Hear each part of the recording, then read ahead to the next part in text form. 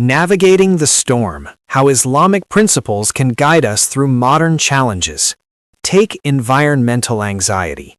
Islam teaches that humans are khalifas, stewards of the earth. This isn't just permission to use resources, but a sacred responsibility to protect them. It reframes the climate crisis as a spiritual duty. Or mental health. The concept of sakina, a divine tranquility that settles the heart, is achieved through mindfulness, gratitude, and prayer, a daily practice of recentering amidst the chaos. And for social justice, the principle of adl, justice, is paramount. The Quran commands standing firmly for justice, even if it is against oneself. It's a call to build equitable communities, a challenge that resonates deeply today. Appeal: intellectual and spiritual richness. This is often missed in mainstream narratives.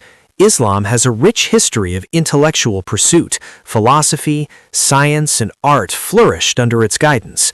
It's a faith that invites questions, values reason, and sees the pursuit of knowledge as an act of worship.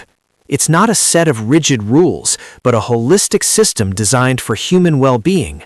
Tawheed, the oneness of God, implies the interconnectedness of all things. Our spiritual, mental, and environmental health are not separate battles, but one unified struggle.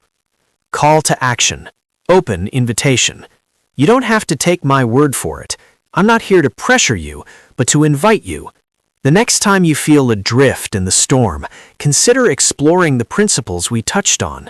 Read a translation of the Quran for its poetic guidance on the human condition, or simply talk to a Muslim friend about what their faith truly means to them.